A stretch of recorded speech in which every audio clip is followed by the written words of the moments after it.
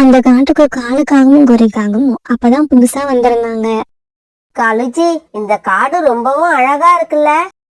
காடு மட்டும் அழகா இருந்தா பத்தாது கோரி, இங்க இருக்கிற பறவைகள் வீட்டுல எல்லாம் நிறைய நகைகள் இருக்கணும். அதுக்கு அவங்க எல்லாம் பணக்காரவங்களா இருக்கணும்.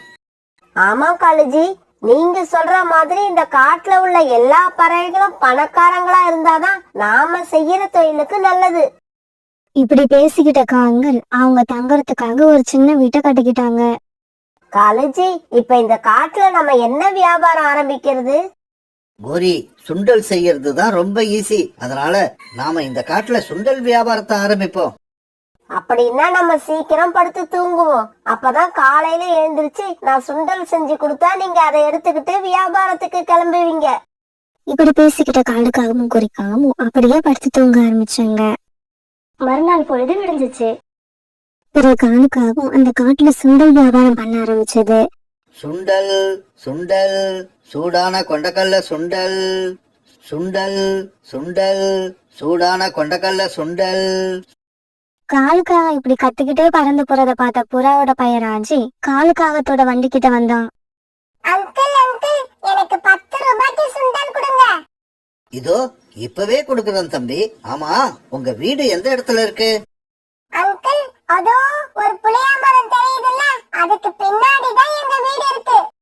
இங்க பாருடா தம்பி, எனக்கு தனியா இருக்க போர் அடிக்குது. அதனாலதான் உன் கூட கொஞ்ச நேரம் பேசலாம்னு நினைச்சேன். உனக்கு ஒரு விஷயம் தெரியுமா? என்னோட மனைவிக்கு நான் ஒரு தங்க நெக்லஸ் வாங்கி கொடுத்தேன். அந்த மாதிரி ஒரு அழகான நெக்லஸ் இந்த காட்டுல யாருக்கிட்டயுமே இருக்காது. அங்கிள், அப்படி எல்லாம் கிடையாது. எங்க அம்மா வச்சிருக்கிற நெக்லஸ் கூட தான் அழகா இருக்கும். அப்படியா? உங்க அம்மாவும் தங்க நெக்லஸ் வச்சிருக்காங்களா? ஆமா, 2 வருஷத்துக்கு முன்னாடி தான் எங்க அப்பா வாங்கி கொடுத்தாரு. என்னோட மனைவி தூங்கும் போது நெக்லஸ கயட்டி அலமாரியில வச்சிருவா. உங்க அம்மாவும் அப்படிதானே? நாங்க படுத்து தூங்குற இடத்துல ஒரு பூந்தொட்டி இருக்கு. எங்க அம்மா ராத்திரி படுக்கிறப்ப நெக்லஸ கழட்டி அந்த பூந்தொட்டிக்குள்ள வச்சிடுவாங்க. ஏன்னா திருட வரவங்க அலமாரியில தான் பாப்பாங்க. விலை மதிப்புள்ள பொருட்கள் இந்த பூந்தொட்டிக்குள்ள இருக்கும்னு நினைக்க மாட்டாங்க. சூப்பர் சூப்பர் குட்டி பையா, உங்க அம்மாவோட ஐடியா ரொம்பவும் சூப்பரா இருக்கு. இதுக்கப்புறம் நாங்களும் அதையே ஃபாலோ பண்ணிக்கிறோம். இப்படி சொன்ன காலுக்காக பிறகு ராஜிக்கு ஒரு பொட்டல சுண்டலை எடுத்து கொடுத்தது. அங்கிள், இந்த விஷயத்தை வேற யார்கிட்டயும் சொல்லிடாதீங்க. ஏன்னா இது ரகசியமான விஷயம். ஓகேடா தம்பி, இந்த ரகசியத்தை நான் யாருக்கிட்டையும் சொல்ல மாட்டேன். அதே மாதிரி என்னோட மனைவி தங்க நெக்லஸ் வச்சிருக்க விஷயத்தையும் நீ யாருக்கிட்டையும் சொல்லிடாத. ஓகே அங்கிள், நானும் யார்கிட்டயும் சொல்ல மாட்டேன். இப்படி சொன்ன ராஜி பிறகு சுண்டல் எடுத்துக்கிட்டு அங்க இருந்து தன்னோட வீட்டுக்கு பறந்து போனான். பிறகு காலுக்காக தன்னோட சுண்டல் வண்டியை தள்ளிக்கிட்டு வீட்டுக்கு போச்சு. காலுஜி, என்ன இது இவ்வளவு சீக்கிரமா வந்துட்டீங்க? போன வேலை முடிஞ்சிருச்சு, அதனால சீக்கிரமா வந்துட்டேன். அப்படியா? அப்படின்னா இன்னைக்கு ராத்திரிக்கு யார் வீட்டுக்கு போக போறோம்? இன்னைக்கு ராத்திரி புறாவோட வீட்டுக்கு போக போறோம். கோரி, நீ அவங்க வீட்டுக்குள்ள போன உடனே நெக்லஸ தேடி எங்கேயும் அலைய தேவையில்லை. அவங்க வீட்டுல இருக்கிற ஒரு பூந்தொட்டிக்குள்ளதான் அந்த நெக்லஸ் இருக்கு. அதை எடுத்துக்கிட்டு உடனே வெளியில வந்துரு. காலுஜி, உங்களோட புத்திசாலித்தனத்தை நினைச்சா எனக்கு ரொம்ப பெருமையா இருக்கு. சின்ன குழந்தைங்க கிட்ட இருந்து எப்படிதான் எல்லா விஷயத்தையும் வாங்குறீங்கன்னே தெரியல. கோரி, இப்படி எல்லாம் விசாரிச்சாதான் நாம திருட போற இடத்துல எடுக்க வேண்டிய பொருளை எடுத்துக்கிட்டு சீக்கிரமா அந்த வீட்டை விட்டு வெளியில வர முடியும். பிறகு ராத்திரி ஆச்சு. ராணி, நான் வாசல் கதவை தாப்பால் போட்டுட்டேன். நீ ஜன்னலை சாத்திரு. என்னங்க, ஜன்னலை முழுசா சாத்திட்டா உள்ள காத்தே வர மாட்டேங்குது. அதனால லேசா திறந்து வைக்கிறேன். இப்படி சொன்ன ராணி புறா பிறகு ஜன்னல் கதவை முழுசா மூடாம கொஞ்சமா இடம் விட்டு மூடி வச்சது. பிறகு அவங்க 3 பேரும் தங்களோட கூட்டுல படுத்து தூங்க ஆரம்பிச்சாங்க. பிறகு கொஞ்ச நேரம் கழிச்சு திறந்திருந்த ஜன்னல் வழியா கோரிக்காக தலையை நீட்டி பார்த்தது. எல்லாரும் நல்லா தூங்கிக்கிட்டு இருக்காங்க. சீக்கிரமா வேலையை முடிச்சிட்டு கிளம்பணும். இப்படி நினைச்ச கோரிக்காக புறாவோட வீட்டுக்குள்ள வந்துச்சு. இப்படி வந்த கோரிக்காக ரொம்பவும் ஈஸியா பூந்தொட்டிக்குள்ள மறைச்சு வச்சிருந்த நெக்லஸ வெளியில எடுத்துருச்சு. இப்படி நெக்லஸ் எடுத்த கோரிக்காகவும் பிறகு வீட்டுக்கு வெளியில நின்னுகிட்டு இருந்த தன்னுடைய கணவர் காலுக்காகத்து கூட தன்னோட வீட்டை நோக்கி பறந்து போயிடுச்சு. மறுநாள் பொழுது விடிஞ்சிச்சு. என்னங்க என்னங்க, எழுந்திருங்க. இந்த பூந்தொட்டிக்குள்ள வச்சிருந்த நெக்லஸ காணோம். நான் உனக்கு எத்தனையோ தடவை சொல்லியிருக்கேன் நெக்லஸ கைட்டி அலமாரிக்குள்ள வையின்னு. ஆனா நீ கேட்கவே இல்ல. எப்பவும் நெக்லஸ கைட்டி பூந்தொட்டிக்குள்ளவே வச்ச. இப்ப பாரு நெக்லஸ் காணாம போயிடுச்சு. என்னங்க என்னங்க, நெக்லஸ் அலமாரியில வைக்கிறத விட இந்த பூந்தொட்டியில வச்சா பாதுகாப்பா இருக்கும்னு நினைச்சேன். ஆனா திருட வந்த திருடனுக்கு நெக்லஸ் பூந்தொட்டிக்குள்ள இருக்கிறது எப்படி தெரியும்னு தான் எனக்கு ஆச்சரியமா இருக்கு. கோரி, அந்த நெக்லஸ எங்க வச்சிருக்க? இங்க பாருங்க காலேஜி, வழக்கம் போல இந்த நெக்லஸ வித்தரலாம்னு நினைக்காதீங்க. இத நான் கொடுக்க மாட்டேன். 2-3 மாசம் கழிச்சு எல்லாரும் இந்த விஷயத்த மறந்ததுக்கு அப்புறம் அத நானே என் கழுத்துல போட்டுக்க போறேன். அதனாலதான் பத்திரமா அலமாரிக்குள்ள எடுத்து வச்சுட்டேன். இப்படியே சில நாட்கள் நகர்ந்துச்சு. மறுபடியும் ஒரு நாள் காலுக்காக தன்னோட சுண்டல் வண்டியை தள்ளிக்கிட்டு வியாபாரத்துக்கு போச்சு. சுண்டல் சுண்டல், சூடான கொண்டக்கல்ல சுண்டல். சுண்டல் சுண்டல், சூடான கொண்டக்கல்ல சுண்டல். காலுக்காக இப்படி கத்துற சத்தத்தை கேட்டு அந்த வழியா பறந்து போய்கிட்டு இருந்த பியூட்டி அங்க வந்துச்சு. அங்கிள், எனக்கு 10 ரூபாய்க்கு சுண்டல் சீக்கிரமா கொடுங்க. ஆமா, நீ ஏன் இவ்வளவு அவசரப்படுற? பொறுமையா இருந்து வாங்கிக்கிட்டு போ. இல்ல அங்கிள், லேட்டா போனா எங்க அம்மா திட்டுவாங்க. இங்க பாரு, என்னோட அம்மா கூட இப்படிதான் எதுக்கு எடுத்தாலும் என்ன திட்டிக்கிட்டே இருப்பாங்க. ஆனா அவங்க திட்டுறப்பெல்லாம் அவங்க கையில போட்டிருக்க வளையல் இப்படி அப்படியும் ஆடிக்கிட்டே இருக்கும். எங்க அம்மா மாதிரி உங்க அம்மாவும் கையில வளையல் போட்டிருக்காங்களா? வளையல்னா கண்ணாடி வளையல் இல்ல, தங்க வளையல். தெரியல அங்கிள், எனக்கு அத பத்தி எல்லாம் எதுவும் தெரியாது. எனக்கு சீக்கிரமா சுண்டல் கொடுங்க, நான் போகணும்.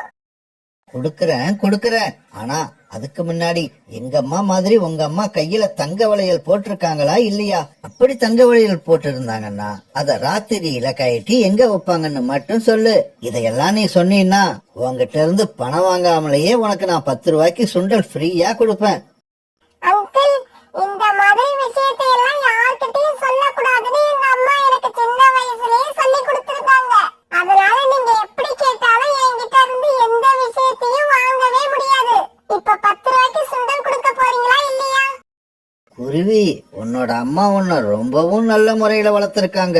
வெரி குட், இப்படித்தான் இருக்கணும். இப்படி சொன்ன காலுக்காக சுண்டலை மடிச்சு கொடுக்க அதை வாங்கின பியூட்டி அங்கிருந்து பறந்து போயிடுச்சு. வர வர எல்லாரும் ரொம்பவும் சுதாரிப்பா இருக்க ஆரம்பிச்சிட்டாங்க. எல்லாருமே இப்படி இருந்தா அப்புறம் நம்மள மாதிரி தொழில் பண்றவங்க எல்லாம் என்ன பண்றது? பியூட்டி சுண்டலை வாங்கிக்கிட்டு உடனே வராம இவ்வளவு நேரம் என்ன பண்ண? பியூட்டி உடனே காலுக்காகத்து கூட பேசினது எல்லாத்தையும் தன்னோட அம்மா கிட்ட சொல்லுச்சு. நீ எதை பத்தியாவது சொன்னியா? இல்லம்மா, நான் எதுவும் சொல்லல. உங்க அம்மா தங்க வளையல் போட்டிருக்காங்களா, அதை எங்க வச்சிருக்காங்க, அப்படி இப்படின்னு என்னென்னவோ கேட்டாரு. ஆனா நான் எதுக்குமே பதில் சொல்லவே இல்ல. அந்த காங்கள் கொஞ்ச நாளைக்கு முன்னாடிதான் வேற எங்க இருந்தும் நம்ம காட்டுக்கு வந்தாங்க. சுண்டல் வித்து குழப்பம் நடத்துறாங்கன்னு நினைச்சு நான் அவங்க மேல ரொம்ப இறக்கப்பட்டேன். இனிமே அவங்க கிட்ட ஜாக்கிரதையா நடந்துக்கணும். ஒரு நாள் ரீட்டா கிளியோட பையன் விட்டு சுண்டல் வாங்குறதுக்காக காலுக்காகத்துக்கிட்ட வந்தான். இப்படி வந்த விட்டுக்கிட்ட காலுக்காக நிறைய நேரம் பேசிக்கிட்டே இருந்தது. பிறகு ரொம்ப நேரம் கழிச்சு சுண்டலை எடுத்துக்கிட்ட மிட்டு தன்னுடைய வீட்டுக்கு போனான். மிட்டு தன்னோட வீட்டுக்கு போனப்ப சோனாக்குருவும் பியூட்டியும் அங்க இருந்தாங்க. மிட்டு வாங்கிட்டு வந்த சுண்டலை பார்த்த உடனே பியூட்டிக்கு காலுக்காகத்தோட நினைப்புதான் வந்தது. மிட்டு மிட்டு, சுண்டல் விக்கிற அங்கிள் நீ போன உடனே பணத்தை வாங்கிக்கிட்டு சுண்டல் கொடுத்து அனுப்புனாரா, இல்ல உன்கிட்ட ஏதாவது பேசிக்கிட்டே இருந்தாரா? நான் போன உடனே ஒரு சுண்டல் கொடுக்கவே இல்ல. உங்க அப்பா கிட்ட நிறைய பணம் இருக்கா? அந்த பணத்தை எல்லாம் எங்க வைப்பாங்க? உங்க அம்மா கிட்ட ஏதாவது நகைகள் இருக்குதா? இப்படி கேள்வி மேல கேள்வியா கேட்டுக்கிட்டே இருந்தாரு. அப்படியா? அதுக்கு நீ என்னடா சொன்ன? அம்மா, எல்லா கேள்விக்கும் தெரியலன்னு பதில் சொல்லிட்டேன். ஆனா பணத்தை மட்டும் அலமாரியில தான் வச்சிருப்பாங்கன்னு சொன்னேன். சோனா, எதுக்காக சுண்டல் விக்கிற காகம் இதையெல்லாம் விசாரிச்சிருக்கு? ரீட்டா, இதுக்கு பின்னால ஒரு பெரிய சதியே இருக்கு. நான் சொல்றது கேளு. இன்னைக்கு ராத்திரி நாங்க எல்லாரும் உங்க வீட்லயே தங்குறோம். ஆனா யாரும் தூங்காம முழிச்சிருக்கணும். அப்பதான் என்ன நடக்குதுன்னு உண்மையை கண்டுபிடிக்கலாம். பிறகு கொஞ்ச நேரம் கழிச்சு புறா, ராணி புறா, சோனா குருவி, ராணா குருவி, பியூட்டி இப்படி எல்லாருமே ரீட்டா கிளியோட வீட்டுக்கு வந்துட்டாங்க. பிறகு ராத்திரி ஆச்சு. தாண்டின ஜன்னல் வழியா முதல்ல கோரிக்காகம் உள்ள வந்துச்சு. இப்படி வந்த கோரிக்காகம் அலமாரியில பணம் இல்லாத பார்த்துட்டு ஏமாந்துடுச்சு. உடனே மறுபடியும் ஜன்னல் பக்கம் போச்சு. கழுச்சி, அலமாரியில எந்த பணமும் இல்ல. இப்ப நான் என்ன பண்றது? வெளியில வந்துடவா? அலமாரியில பணம் இல்லன்னா என்ன, வேற எங்கேயாவது தேடி பாரு.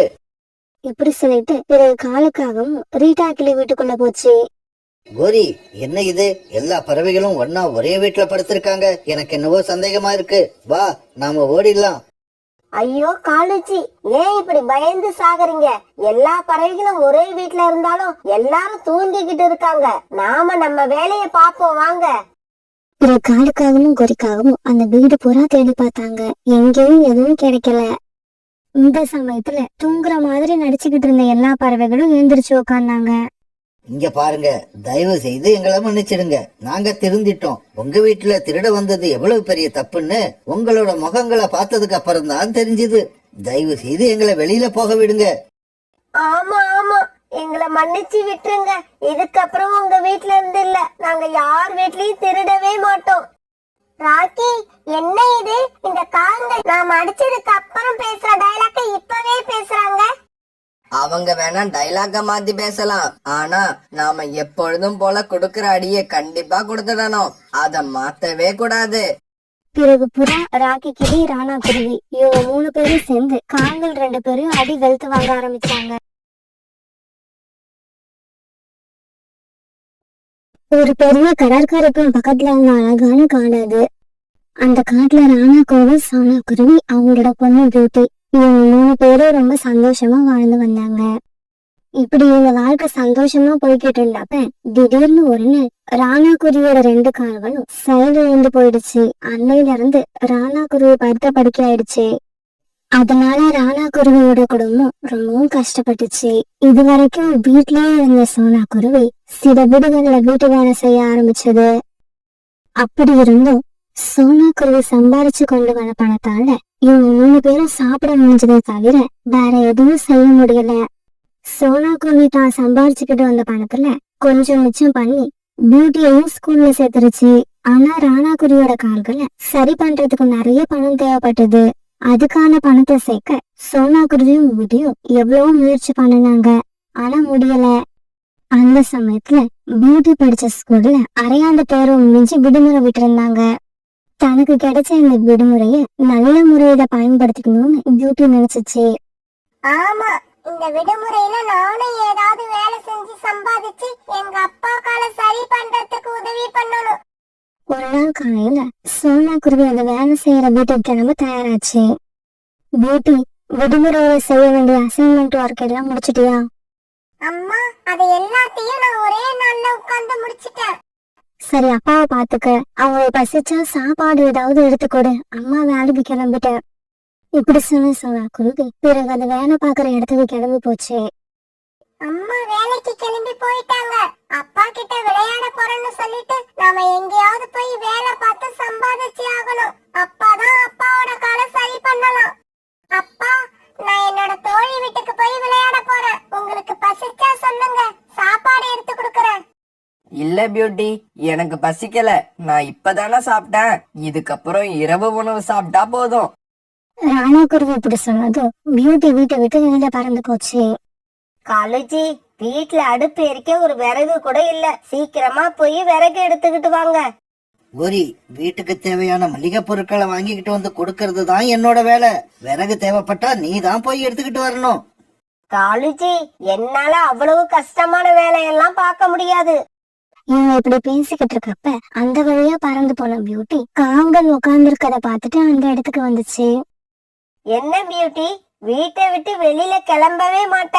உன்னை இன்னைக்கு வெளியில பாக்குறது அதிசயமா இருக்கு. ஆண்டி, எனக்கு ஏதாவது வேலை கிடைக்குமா? எங்க அப்பாவோட காலை சரி பண்றதுக்காக நான் ஏதாவது வேலை பார்த்து சம்பாதிக்க ஆசைப்படுறேன். அடடா, இந்த சின்ன வயசுலயே எவ்வளவு நல்ல எண்ணம். பியூட்டி, உனக்கு என்ன வேலை வேணும்? அவ்வளவுதானே? உனக்கு தேவையான வேலையை நான் தரேன். அதை செஞ்சு முடிச்சிட்டேன்னா உனக்கு சம்பளம் கிடைக்கும். அப்படியா? என்ன வேலை ஆண்டி? சீக்கிரம் சொல்லுங்க. இங்க பாரு, காட்டுக்குள்ள போய் காஞ்ச விறகுகளை வெட்டி அதை கட்டா கட்டி எடுத்துக்கிட்டு எங்க வீட்டுல கொண்டு வந்து போடு. உனக்கு நான் 100 ரூபாய் கொடுக்கறேன். ஆண்டி, வேலை தேடி ரொம்ப நேரம் அலையணும்னு நினைச்சேன். நல்ல வேலை, எனக்கு சீக்கிரமாவே வேலை கிடைச்சிடுச்சு. நீங்க கோடாரிய கொடுங்க, நான் இப்பவே கிளம்புறேன். உடனே கோரி கோடாரியை எடுத்து கொடுக்க அதை வாங்கிட்ட பியூட்டி பிறகு விறகு வெட்டுறதுக்காக பறந்து போச்சு. இப்படி போன பியூட்டி காட்டுக்குள்ள நிறைய இடங்களுக்கு போய் பார்த்தது. ஆனா பியூட்டிக்கு எங்கேயுமே காஞ்ச விறகுகள் கிடைக்கவே இல்லை. பியூட்டி உடனே அங்க ஒரு மரத்துல உட்கார்ந்து இருந்த ஜம்ஜம் கிட்ட போய் இப்படி பேச ஆரம்பிச்சது. அங்கிள், நான் காலையில இருந்து தேடி பார்க்கறேன். காஞ்ச விறகுகள் எங்கேயுமே கிடைக்கல. காஞ்ச விறகுகள் எந்த இடத்துல கிடைக்கும்னு கொஞ்சம் சொல்ல முடியுமா? இப்படியே இன்னும் கொஞ்ச தூரம் நேரா பறந்து போய் வலது பக்கம் திரும்பி பார்த்தா அந்த இடத்துல ஒரு காஞ்ச மரம் இருக்கும். உனக்கு தேவையான விறகுகள் அங்க கிடைக்கும். அங்கிள், இந்த தகவலை எனக்கு சொன்னதுக்கு ரொம்ப நன்றி. இப்படி சொன்ன பியூட்டி பிறகு ஜம்ஜம் சொன்ன இடத்துக்கு பறந்து போச்சு. அந்த இடத்துல ஜம்ஜம் சொன்ன மாதிரியே ஒரு காஞ்ச மரம் இருந்தது. உடனே பியூட்டி அந்த மரத்தோட கிளைகளை வெட்ட ஆரம்பிச்சது. பியூட்டிக்கு கோடாரிய தூக்கி அந்த மரத்தை வெட்டுறது கஷ்டமா தான் இருந்தது. இருந்தாலும் அப்பாவோட காலை சரி பண்றதுக்காக தான் நாம இப்படி வேலை செய்யறோங்கிறத நினைக்கிறப்ப அதுக்கு எந்த கஷ்டமும் தெரியல. பியூட்டி இப்படி ரொம்ப நேரம் வெட்டினதுக்கு அப்புறம் நிறைய விறகுகள் சேர்ந்துடுச்சு. பிறகு இப்படி வெட்டி வச்ச விறகுகளை கட்டா கட்டி எடுத்துக்கிட்ட பியூட்டி கோரிக்காக வீட்டை நோக்கி பறந்து போச்சு. கோரி, பியூட்டி இப்ப விறகு எடுத்துக்கிட்டு வந்தா அதுக்கு கொடுக்கறதுக்கு 100 ரூபாய் பணம் வச்சிருக்கியா? பணமா யார்கிட்ட இருக்கு? விறக வாங்கிக்கிட்டு ஏதாவது ஒரு காரணத்தை சொல்லி அதை விரட்டி விட்டுடுவேன். இவங்க இப்படி பேசிக்கிட்டு இருக்கும்போது பியூட்டி கோரிக்காகத்தோட வீட்டுக்குள்ள வந்து உட்கார்ந்தது. ஆண்டி, இந்தாங்க உங்க கோடாரி. பியூட்டி, என்ன கோடாரியை மட்டும் கொண்டு வந்து குடுக்கற? விறகுகள் எங்க? எடுத்துக்கிட்டு வந்தியா இல்லையா? எடுத்துக்கிட்டு வந்திருக்க ஆண்டி, வாசல்ல வந்து பாருங்க. வீட்டுக்கு வெளியில வந்து பியூட்டி எடுத்துட்டு வந்த விறகுகளை பார்த்த கோரிக்காகத்துக்கு சந்தோஷமா இருந்தது. இருந்தாலும் கோரி அதை வெளிக்காட்டிக்காம இப்படி பேச ஆரம்பிச்சது. என்ன பியூட்டி இது? நான் காஞ்ச விறகுகள் தானே கேட்டேன். இது ரொம்ப ஈரமா இருக்கும் போல இருக்கு. இல்ல ஆண்டி, எல்லா விறகுமே நல்லா காஞ்சி போய் தான் இருக்கு. எனக்கு கொடுக்கறதா சொன்ன 100 ரூபாய கொடுங்க. விறகு ஈரமாவும் இருக்கு, அதுவும் இல்லாம ரொம்ப கொஞ்சமாவும் இருக்கு. இதுக்கெல்லாம் 10 ரூபாய் கூட கொடுக்க முடியாது. நீ இடத்த காலி பண்ணு. இப்படி சொன்ன கோரிக்காகம் அந்த விறகுகளை எடுத்துக்கிட்டு வீட்டுக்குள்ள போயிடுச்சு. உடனே கோரிக்காகத்தை எதுவும் செய்ய முடியாத பியூட்டி கண்ணீர் விட்டு அழுதுகிட்டே அந்த இடத்தை விட்டு பறந்து போச்சு. இந்த ஆண்டி நல்லவங்க கிடையாது, கெட்டவங்க. பொய் சொல்றாங்க, என்ன ஏமாத்திட்டாங்க. நான் இப்ப என்ன பண்ணுவேன்? எங்க அப்பாவோட காலை சரி பண்றதுக்காக என்னால ஒரு 100 ரூபாய் கூட சம்பாதிக்க முடியல. அதை நினைச்சாதான் எனக்கு ரொம்ப கஷ்டமா இருக்கு. பியூட்டி இப்படி அழத பார்த்துட்டு பக்கத்துல இருந்த ஒரு மரம் இந்த மாதிரி பேச ஆரம்பிச்சது. குருவி, கவலைப்படாத. கண்ணுல இருந்து வர கண்ணீரை தொலைச்சுக்கோ. உன்னோட ஆசையை நான் நிறைவேற்றி வைக்கிறேன். இங்க பாருங்க மரம் அங்கிள், என்னோட அப்பா வைத்திய செலவுக்காக நிறைய பணம் தேவைப்படுது. உங்களால அவ்வளவு பணம் கொடுக்க முடியுமா? என்னால உனக்கு பணம் எல்லாம் கொடுக்க முடியாது. ஆனா உனக்கு தேவையான உதவி எங்க கிடைக்கும்னு என்னால சொல்ல முடியும். இங்க பாரு குருவி, இங்க இருந்து வடக்கு நோக்கி பறந்து போ. அங்க பாழடைஞ்ச கிணறு ஒண்ணு இருக்கும். அந்த கிணத்துக்கும் பக்கத்துல இருக்க மரத்துல இருந்து ஒரே ஒரு இலைய பறிச்சு அந்த கிணத்துக்குள்ள போடு. அப்படி போட்டா என்ன நடக்கும்? அதனால எனக்கு என்ன கிடைக்கும்? குருவி, நான் சொன்னதை செய். இதுக்கு மேல நான் எதையும் சொல்ல மாட்டேன். அந்த மரம் இப்படி சொன்ன உடனே பியூட்டி அந்த இடத்துல இருந்து வடக்கு பக்கமா பறந்து போச்சு. ரொம்ப தூரம் போனதுக்கு அப்புறம் அந்த மரம் சொன்ன மாதிரியே ஒரு பாழடைஞ்ச கிணறு அந்த இடத்துல இருந்தது. பிறகு அங்க போன பியூட்டி அந்த கிணத்து மேல உட்கார்ந்தது. அந்த மரம் சொன்ன கிணறு இதுவாதான் இருக்கும் போல இருக்கு. அது சொன்ன மாதிரியே கிணத்துக்கும் பக்கத்துல ஒரு மரமும் இருக்கு. பிறகு பியூட்டி பக்கத்துல இருந்த மரத்துல இருந்து ஒரு இலைய பறிச்சு எடுத்துக்கிச்சு. பிறகு அந்த இலைய கொண்டு போய் அந்த கிணத்துக்குள்ள போட்டுச்சு. ஏய் சின்ன குருவியே, நீ என்கிட்ட இருந்து என்ன வாங்கறதுக்காக இங்க வந்திருக்க? தங்கம் வேணுமா, வைரம் வேணுமா?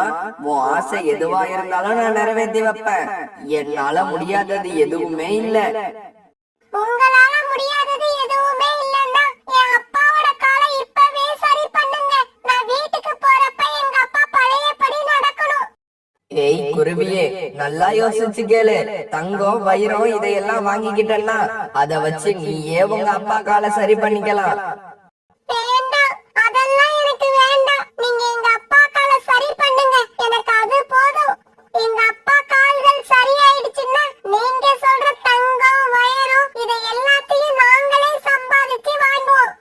குருவியே, உன்னோட பதிலை கேட்டு எனக்கு ரொம்ப சந்தோஷமா இருக்கு.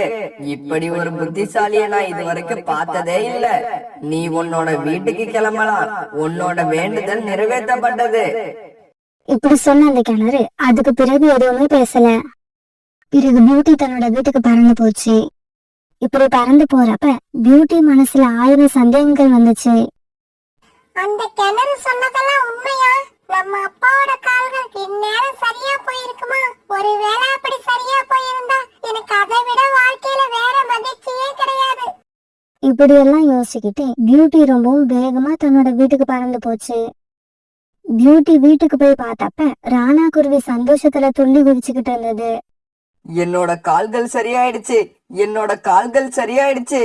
என்னால இப்ப எதுவும் செய்ய முடியும். அந்த சமயத்துல வேலையை முடிச்சுட்டு சோனா குருவி தன்னோட வீட்டுக்கு திரும்பி வந்துச்சு. பியூட்டி, அப்பாவோட கால்கள் சரியாயிடுச்சா? இதெல்லாம் எப்படி நடந்துச்சு?